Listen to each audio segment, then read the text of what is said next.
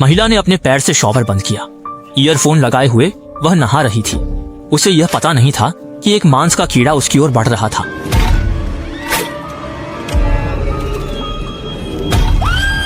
महिला को कुछ महसूस हुआ, लेकिन तब तक कीड़ा पीठ से मुंह में घुस चुका था। उसकी चूषण शक्ति मुंह में प्रवेश कर गई। कीड़ा विचारों को नियंत्रित कर सकता था। सौभाग्य से महिला ने उसे बाहर निकाल दिया। वह कपड़े पहनकर बाहर भागी। उसने मदद के लिए चिल्लाया। उसकी मां के मुंह से खून बह रहा था। वह जमीन पर गिर चुकी थी। महिला बेहद चिंतित थी। उसने अपनी बहनों की चीखें सुनी। कई मांस के कीड़े ऊपर आ गए थे। उसने एक सजावटी वस्तु उठाई और बेडरूम का दरवाजा तोड़ा, लेकिन तब तक बहुत देर हो चुकी थी। दोनों बहनें दर्द से तड़प रही थीं और कमरे में मांस के कीड़े भर गए थे। वह खिड़की से बालकनी की ओर भागी, लेकिन दूसरी मंजिल भी मांस के कीड़ों से घिरी थी। कोई रास्ता न देखकर उसने हिम्मत जुटाकर कूदने का फैसला किया, लेकिन जैसे ही वह उठी, अचानक उसने देखा कि उसके पिता उसके सामने गिरते चले गए और इसी दौरान उसके पीछे से मांस कीड़ों की तरह के कीड़े बाढ़ की रफ्तार से तेजी से बढ़ते आ रहे थे। महिला कार में घुसी। वहां चाबी नहीं थी। उसने देखा कार को मांस कीड़े निगल रहे थे। समय बीता, संकट टल गया था। महिला ने देखा परिवार के सभी सदस्य जिंदा हो गए थे। उनके चेहरे भयानक थे। उनके शरीर मांस कीड़ों के नियंत्रण में थे। रात भर में पूरे शहर के लोग जिंदा लाश बन गए। इस सब के पीछे एक प्रेमी जोड़े का बच्चा था। कुछ दिन पहले एक आदमी और उसकी प्रेमिका मैरी जंगल में थे। उन्होंने झींगा पकौड़े जैसा कुछ देखा। बड़ा जुआन समझ नहीं पाया। अचानक मांस की गेंद से कीड़ा निकला। वह उसके पेट में घुस गया। कीड़ा उसके शरीर में घूमने लगा। अंत में कीड़ा उसके मस्तिष्क में पहुंच गया। बड़ा जुआन जागा। उसकी आंखें खाली थीं। वह तुरंत बदल गया। घर लौटते ही वह पूरी तरह बदल गया। सब कुछ चोरी हो गया था। अबला जुआन को कच्चा मांस पसंद था। उसे डर था कि मांस खत्म हो जाएगा। उसने कार का ट्रंक सुपरमार्केट से भर लिया। शाओ मई को पता न चले, इसलिए तहखाना बंद कर दिया। उसने कहा वहां जन्मदिन का तोहफा है। शाओ मई का जन्मदिन 2 महीने दूर था। उसने पति के अजीब व्यवहार पर ध्यान नहीं दिया। दिन बीतते गए। दाजुआंग की गर्दन पर लाल धब्बे उभरने लगे। उसके शरीर में बदलाव तेज हो गए। अब वह कच्चे मांस से संतुष्ट नहीं था। पड़ोस के कुत्ते को देखकर उसे अजीब आकर्षण हुआ। लेकिन उस रात शाओ मई बाथरूम में गई। दाजुआंग अपने भावनाओं को रोक नहीं सका। वह सीधा अपनी पत्नी की ओर बढ़ गया।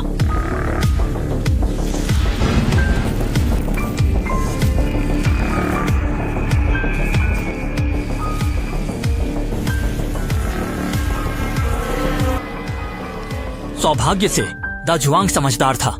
उसने खुद को रोका। उसने चुंगजी के विचारों को काबू किया। फिर भी उसने पत्नी पर हमला नहीं किया। चुंगजी ने पत्नी के भीतर साथी खोजने को कहा। दाजुआंग ने प्रेमिका मारी को ढूंढा। चुंगजी के प्रभाव में उसकी छाती से एंटेना निकले। उसने मारी को संतान के लिए साधन बनाया। इसके बाद मारी गायब हो गई। दाजुआंग के बदलाव गंभीर हो गए। उसके चेहरे पर मवाद भरे फोड़े उभर आए। उसकी खोपड़ी बिगड़ने लगी। शाओ मई डर गई। दाजुआंग चिंतित था। उसे लगा पत्नी उसे छोड़ सकती है, इसलिए उसने झूठ बोला। मैं ठीक हो जाऊंगा। मुझे बस थोड़ी प्रतिक्रिया हो रही है, बस इतना ही। हमें तुम्हें अस्पताल ले जाना होगा। नहीं नहीं नहीं नहीं, मैंने पहले ही डॉक्टर कार्ल को दिखा दिया है। उन्होंने कहा कि यह जल्दी ही ठीक हो जाएगा। आओ बेबी, ऐसा मत करो। मुझे इस तरह मत देखो। असल में दाजुआंग अपनी पत्नी से बहुत प्यार करता था। बाहर जाना धोखा था। शाओ मई ने उसके चेहरे में बदलाव देखा। उसे शक हुआ। उसने डॉक्टर कार्ल को फोन किया। बातचीत से पता चला दाजुआंग ने डॉक्टर से मिलने की कोशिश नहीं की थी। सूचना बोर्ड पर गायब पालतू जानवरों की घोषणाएं थी। शाओ मई को कुछ समझ नहीं आया। उसी रात पुलिस उसके घर आई। सच्चाई सामने आई। मैरी का अचानक गायब हो जाना। किसी ने देखा कि दाजुआंग उसके घर गया था। मैरी के फोन पर दाजुआंग के कॉल रिकॉर्ड थे। इससे शक हुआ कि उसका पति ही अपहरण करता है।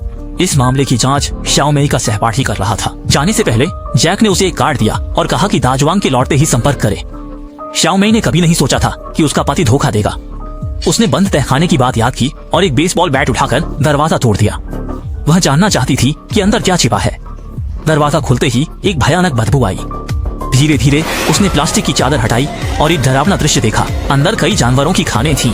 शाओ मई को यकीन नहीं हो रहा था। क्या उसका पति इन्हें खाता है? उसे यह भी नहीं पता था उसका पति इन पालतू जानवरों को मैरी को खिला रहा था। शादी के बाद से मैरी एक छोटे लकड़ी के घर में बंद थी। वह हमेशा भूखी रहती थी। दाजुआंग उसे केवल बच्चों को जन्म देने और पालने के लिए इस्तेमाल करता था। वह उसे खुश करना चाहता था। शियोमी असहज हो गई। उसने पुलिस जैक को फोन किया।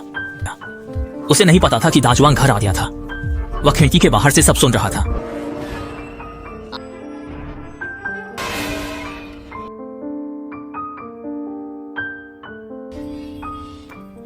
दाजुआंग ने अपने एंटेना बाहर निकाले। उसने शियाओ मेई की गर्दन पकड़ ली। जैक ठीक समय पर पहुंच गया। बंदूकें देखकर दाजुआंग डर गया। वह भाग गया। जैक और उसकी टीम ने उसका पीछा किया, लेकिन दाजुआंग गायब हो गया। उसके गायब होने के बाद से शहर अशांत है। उसने सभी पालतू जानवर चुरा लिए हैं। पुलिस को कोई सुराग नहीं मिल रहा है। एक दिन एक रैंच से कुछ गायें गायब हो गईं। जैक को शक था कि यह दाजुआंग का काम है। उन्होंने अपनी बंदूकें ली। रैंच पर निगरानी करने का फैसला किया। शियाओ मेई को यह पता चला। उसने जैक से विनती की वह उसे भी साथ ले जाए। वह अपने पति को उनके प्यार से समझा सके। शुरुआत में जैक ने विरोध किया, लेकिन दाजुआंग को जिंदा पकड़ने के लिए उसे मानना पड़ा। वे रैंच पहुंचे। दिन से रात तक इंतजार किया। अंत में कोई सोच भी नहीं सकता था। वह पूरी तरह बदल चुका था, जैसे कोई अकेला स्क्विड। दृश्य देखकर सब सन्न रह गए। दाजुआंग गाय की ओर बढ़ा। उसके स्पर्शक चाकू जैसे तेज थे।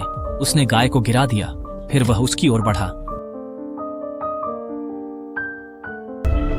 लेकिन शियाओ मेई ने सब देखा। वह नहीं मान सकती थी कि उसका पति बदल जाएगा। वह बेचैन होकर खेत में गई। पीछे से उसका नाम पुकारा गया। कुछ नहीं हुआ लड़की, तुम बस बीमार हो, बस थोड़े बीमार हो। हम यहाँ सिर्फ तुम्हारी मदद करने के लिए आए हैं। मैं तुम्हारे साथ नहीं रहूंगा। मैं अपनी खाई हुई कसम निभाऊंगा। दाजुआंग को अपनी पत्नी से बहुत प्यार था। अब वह बोल नहीं सकता। बंदूकधारी पास आ रहे हैं। खतरा महसूस होते ही उसे गुस्सा आया। एक निडर आदमी ने चुनौती दी। मुझे तुम्हारी बीमारी की चिंता नहीं है। हमें उस लड़की को ढूंढना है। अब तुम शांति से कर सकते हो या इसे कठिन बना सकते हो। हुए दाजुआंग को भागना पड़ा। वे जल्दी से छोटे जंगल में घुस गए।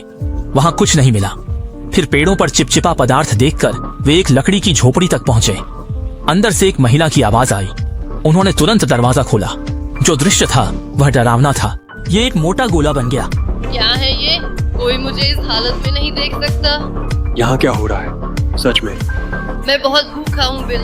मुझे इतनी भूख लगी है कि किसी को इतनी भूख हो सकती है, ये मैंने कभी सोचा भी नहीं था। जल्दी से अस्पताल ले चलो। अस्पताल में जाकर वो क्या करेंगे बिल? जैक ने सोचा वह मैरी को शांत कर लेगा, लेकिन ऐसा नहीं हुआ। जब मैरी को खाने के लिए कुछ नहीं मिला, वह गुस्से में आ गई। वह जोर जोर से हिलने लगी, जिससे उसके पेट की चमड़ी फटने लगी। जैक ने खिड़की से बाहर देखा और समझा कि वे धोखे में फंस चुके हैं। अब कुछ भी करने का समय नहीं बचा था। मांस के कीड़े प्लेग की तरह टूट पड़े। वे अगले शिकार के परजीवी बन गए। जैक ने साथियों को मुंह ढकने को कहा। अंत में सिर्फ 4 ही बचे। जैक ने एम्बुलेंस को फोन किया, लेकिन यहाँ कोई सिग्नल नहीं था। जैक ने 3 लोगों को रुकने को कहा। वह कार तक मदद बुलाने गया। जैक के जाने के बाद भयानक घटना घटी। साथी अचानक जीवित हो उठे। एक को चाकू से वार किया गया था। के लिए कैंप का चयन क्यों कर रहे हो? ग्रांट जी सच में बोलते वो? क्योंकि मैं ही ग्रांट हूँ और इसके साथ ही मैं तुम्हारा पति भी हूँ। असल में उनके विचार और दाजों का शरीर एक हो गए थे। उनकी भावनाएं बढ़ रही थी। महिला पुलिस अधिकारी ने पिस्तौल निकालने की कोशिश की, लेकिन उसके साथी ने झर उसके चेहरे पर फेंका। जलन और दर्द से उसका चेहरा बिगड़ गया। वह जमीन पर गिर गई। छोटी मेई ने रोकने की कोशिश की, पर दासों का गुस्सा चरम पर था। तुम मोटे डांसर हो, मेरे पास गोली चलाने की हिम्मत है। छोटी मेई ने फिर गोली चलानी चाहिए, पर पिस्तौल खाली थी। उनका सामना करते हुए छोटी मेई और ग्राम प्रधान भागे। इस बीच मांस के कीड़े किसान के घर में घुस गए। उन्होंने पूरे परिवार को घेर लिया। सिर्फ लिसा बच पाई। वह कार में छिपी कांप रही थी। सौभाग्य से जैक वहां आया। लिसा को कार से बाहर निकलने का मौका मिला। पूरा शहर खतरे में था। सब लोग दासों के नियंत्रण में थे। जैक ने लिसा को पुलिस कार में बिठाया। वे संक्रमित लोगों से घिरे थे। जैक ने आपातकालीन सहायता के लिए फोन किया। तभी उसने छोटी मेई और उसके साथी को भागते देखा। इस नाजुक और खतरनाक पल में प्रधान जी जमीन पर बिछी तार से अपना संतुलन खो बैठे और तभी एक संक्रमित साथी ने अचानक उन पर हमला कर दिया। जैक ने तुरंत गाड़ी स्टार्ट की और उसे तेजी से एक तरफ धकेल दिया, लेकिन इसके बाद छोटू की हरकत ने वहां मौजूद सभी को चौंका दिया। वे गाड़ी में बैठे, सब डर से कांप रहे थे। जैक ने तुरंत मदद मांगी। उन्हें नहीं पता था कि पुलिस स्टेशन पर भी मांस कीड़ों ने हमला किया था। उनकी सुरक्षा खतरे में थी। वे बेचैन हो गए। अचानक का भय उन्हें हक्का बक्का कर गया। तभी लीसा ने और डरावनी बात बताई। उसने कहा मांस कीड़े ने हमला किया। तब उसकी यादें आ गईं। ये कीड़े मंगल ग्रह से आए थे। वे अलग अलग ग्रहों पर घूमते थे। अपनी प्रजनन क्षमता से जीवों को मार डालते थे। इस तरह वे पृथ्वी पर कब्जा कर सकते थे। जैक ने फिर मदद मांगने की कोशिश की, लेकिन अचानक एक कार ने टक्कर मारी। जैक जब होश में आया तो देखा कि वे संक्रमितों से घिरे हैं। छोटी मे और ग्राम प्रधान को घसीट लिया गया। सौभाग्य से जैक ने समय रहते लिसा को बचा लिया। दोनों वहां से बच निकले। छोटी मे को बचाने के लिए वे पुलिस स्टेशन पहुंचे। उन्होंने ग्रेनेड ढूंढ निकाला। शायद बड़े केंद्र को उड़ाकर ही सभी को समाप्त किया जा सकता है। छोटी मे को उसके घर ले जाया गया। उसने प्यार से तैयार किया गया सफेद शादी का जोड़ा पहना। छोटी मे ने भागने की कोशिश की, लेकिन खिड़कियां बंद थीं। मजबूरी में उसने एक नुकीली कंघी उठाकर कमर में छुपा ली। वह अपने पति का सामना करने के लिए तैयार हो गई। तभी बड़े केंद्र ने संगीत सीडी चालू कर दी। पुरानी तस्वीरें देखकर छोटी मे भावुक हो गई। उसकी आंखों से आंसू बहने लगे, लेकिन उसके पति ने उस पर भरोसा खो दिया था। उसने अपनी टेंटिकल्स से उसे कसकर पकड़ लिया। छोटी मे पुरानी यादों में खो गई। भयानक पति के सामने बड़े झुआंग ने मीठी बातें की। आखिरकार उसने अपनी पत्नी को समझा। हम साथ हो सकते हैं। वैसे भी मुझे इस दुनिया से कभी ज्यादा मतलब नहीं था। मैं तुम्हारे साथ रह सकता हूँ जब तक तुम अपना काम पूरा कर लो, क्योंकि यह तुम्हारी प्रकृति है और अब मैं इसे समझता हूँ। मैं तुम्हारे लिए यहाँ हूँ। ये बहुत दर्दनाक है। तभी दाजुआंग को गुस्सा आया। शियाओ मेई का दम घुटने लगा। जैक और उसके साथी पहुंचे। जैक ने बम फेंकने की कोशिश की। दाजुआंग ने उसे खिड़की से बाहर फेंक दिया। बम पानी में गिर गया। तभी कई संक्रमित लोग आ गए। जैक उठने वाला था। एक टेंटेकल ने उसके पेट में घुसकर पोषण चूसना शुरू कर दिया। सौभाग्य से जैक की आंखें सुरक्षित थीं। उसने जल्दी से दूसरा एंटीना डाला। गैस तुरंत उसके शरीर में समा गई।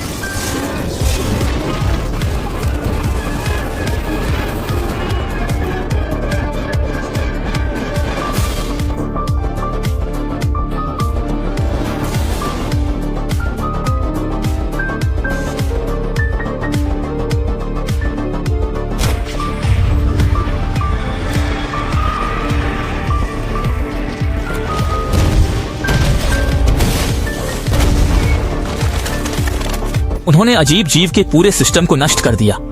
तीनों ने सफलतापूर्वक मुक्ति पाई। बाहर पड़े शवों को देखकर उन्हें लगा सब कुछ शांत हो गया है, लेकिन जब वे चले गए एक बिल्ली को विशेष जिज्ञासा हुई। आज की कहानी यहीं खत्म होती है। देखने के लिए धन्यवाद। हम फिर मिलेंगे।